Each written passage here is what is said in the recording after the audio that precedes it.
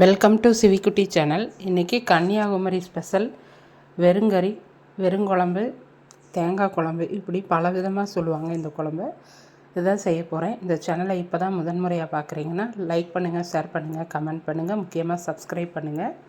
வாங்க வீடியோக்குள்ளே போகலாம். இதுக்கு தேவையான பொருள் ஒரு 15 சின்ன வெங்காயத்தை உரித்து வச்சுருக்கேன், 5 பல் பூண்டு, ஒரு மூடி தேங்காய், 1 ஸ்பூன் சீரகம், 2 ஸ்பூன் குழம்பு மிளகாத்தூள், மஞ்சத்தூள் கொஞ்சம், தேவையான அளவு உப்பு, ஒரு கோழிக்குண்டு சைஸ் அளவு புளி, இதெல்லாம் எடுத்துக்கிறேன். இப்போ இதை எல்லாத்தையும் மிக்ஸி ஜாரில் சேர்த்து நல்லா நைஸாக அரைச்சி எடுத்துக்கலாம்.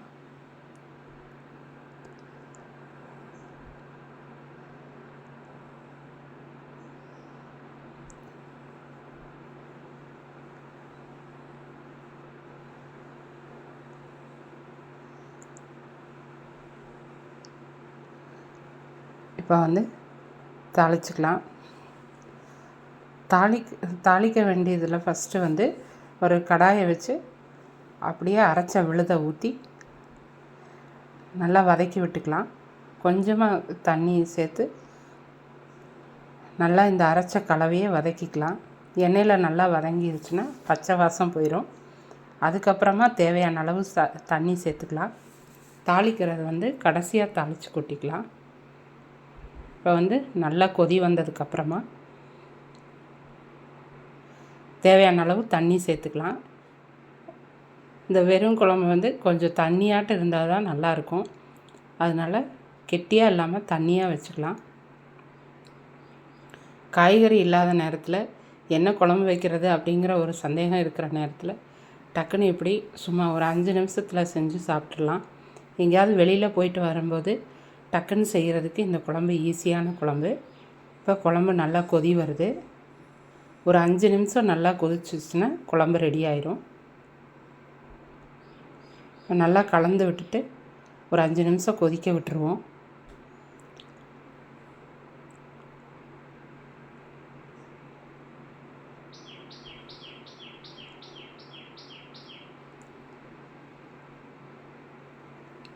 இப்போ தாளிப்பு ரெடி பண்ணிக்கலாம். ஒரு குழிக்கரண்டி அளவு கடலெண்ணெய் சேர்த்துக்கிறேன். அது கூட ஒரு 1/2 ஸ்பூன் கடுகு சேர்த்து பொரிய விட்டுடலாம். இப்போ கட்டி பெருங்காயம் ஒரு சின்ன துண்டு சேர்த்துக்கிறேன். இப்போது கொஞ்சமாக ஒரு 1/4 டீஸ்பூன் வெந்தயம் சேர்த்துக்கிறேன். இதெல்லாம் பொரிஞ்சதுக்கப்புறமா ஒரு கொத்து கருவேப்பிலை சேர்த்துக்கலாம். சின்ன வெங்காயம் ஒரு 2-3 சின்ன வெங்காயத்தை பொடியாக நறுக்கி சேர்த்துக்கலாம். இப்போ எல்லாத்தையும் நல்லா வதக்கி விட்டுட்டு குழம்புல கொட்டிக்கலாம்.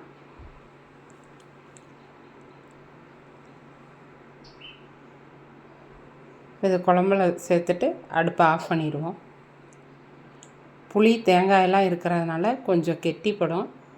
இறக்கி வச்சது ஆற கொஞ்சம் கெட்டிப்படும். அவ்வளோதான் ஃப்ரெண்ட்ஸ், ஈஸியான வெறுங்குழம்பு ரெடி ஆயிடுச்சு. இது கன்னியாகுமரியில் ரொம்ப ஸ்பெஷல். இந்த குழம்பு வெறுங்கறி அப்படின்னு சொல்லுவாங்க. நீங்களும் இந்த மாதிரி செஞ்சு பாருங்கள், ரொம்பவே டேஸ்ட்டாக இருக்கும். ஆனால் வெறும் குழம்பு அப்படின்னாலும் டேஸ்ட்டு ரொம்ப சூப்பராக இருக்கும். நீங்களும் இந்த மாதிரி செஞ்சு பாருங்கள். நன்றி.